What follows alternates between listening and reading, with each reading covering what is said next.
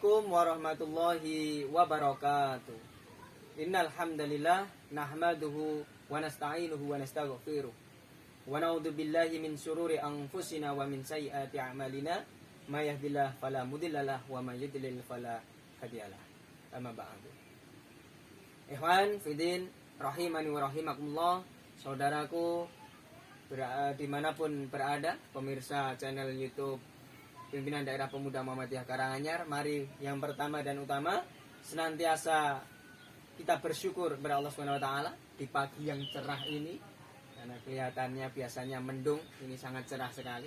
Mari selalu kita bersyukur, menjalankan segala yang menjadi perintah Allah dan menjadi segala yang menjadi larangan Allah Subhanahu wa taala. Yang kedua, sholawat beriring salam mari senantiasa kita curahkan kepada junjungan Nabi besar, uswah hasanah Nabi Allah Nabi Muhammad Sallallahu alaihi wasallam. Semoga kita mendapatkan syafaat di yaumul akhir kelak. Saudaraku, dalam kesempatan yang sangat singkat ini, karena hanya dibatasi 5 menit, akan saya sampaikan bagaimana cara menggapai tujuan berpuasa. Sesuai dalam firman Allah dalam Quran surat Al-Baqarah 183. A'udzu billahi minasyaitonir rajim. Bismillahirrahmanirrahim. Ya ayyuhalladzina amanu kutiba alaikumusyamu kama kutiba alal ladzina min qablikum la'allakum tattaqun. Wahai orang-orang yang beriman, ya ayyuhalladzina amanu kutiba diwajibkan alaikum atas kamu musyam berpuasa. Kama sebagaimana kutiba diwajibkan alal ladzina atas orang-orang min qablikum sebelum kamu la'allakum tattaqun agar kamu bertakwa. Jadi menurut Al-Baqarah 183 berdasar firman Allah tersebut, tujuan dari puasa itu tidak lain tidak bukan adalah menjadi hamba yang bertakwa. Nah sekarang apa makna takwa itu? Apa arti takwa itu? Menurut Imam Nawawi rahimakumullah, beliau mendefinisikan bahwa takwa itu menjalankan perintah dan menjauhi larangannya.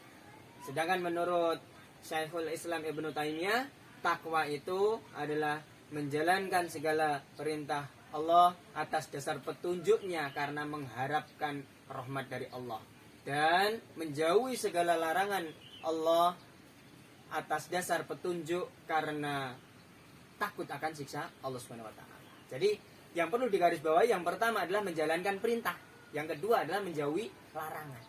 Maka bagaimana kita bisa menggapai tujuan dari puasa ini? Setelah puasa kita betul-betul bisa menjadi hamba yang bertakwa, yang senantiasa menjalankan apa perintah Allah dan menjauhi apa yang menjadi larangan Allah. Maka setidaknya ada 3 hal yang perlu kita hindari di dalam puasa ini agar kita bisa menggapai tujuan dari puasa tersebut. Apa saja? Yang pertama yaitu menghindari dari perkataan dan perbuatan dusta atau azur. Kemudian yang kedua adalah menghindari dari lahwu dan rofats. Sedangkan yang ketiga adalah menghindari dari segala bentuk macam maksiat. Saudaraku, yang pertama adalah menghindari dari perkataan dusta. Nah, dusta ini harus dihindari. Perkataan yang tidak sesuai dengan faktanya, berbohong. Kemudian lahwu, berkata sia-sia, rofats, berkata kotor. Nah ini lisan ini harus senantiasa kita jaga dalam berpuasa. Karena tidak sedikit orang yang kelihatannya puasa tapi juga masih ngerasani tanggoni, masih cara Jawane masih ngerasan-rasal wal ngundomonoi. Nah ini yang perlu dihindari.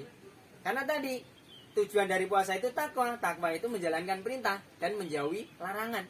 Tidak hanya menjalankan perintah saja, tapi harus meninggalkan larangan juga. Tidak kok sholatnya jalan tapi maksiatnya juga jalan, puasanya jalan tapi juga masih itu tadi menjalankan larangan-larangan dari Allah Subhanahu wa taala. Maka ini tidak sesuai. Maka banyak sekali orang yang berpuasa tapi hanya mendapatkan lapar dan dahaga. Nah ini yang harus dihindari.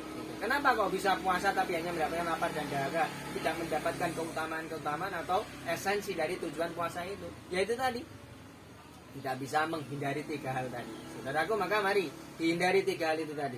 Yang pertama dusta, kemudian berkata lahwu dan rofats, yang ketiga adalah berbuat maksiat. Insyaallah ketika kita istiqomah dalam menjalankan puasa dan menghindari 3 hal itu, Kita tidak termasuk dalam hadis yang orang berpuasa tapi sia-sia.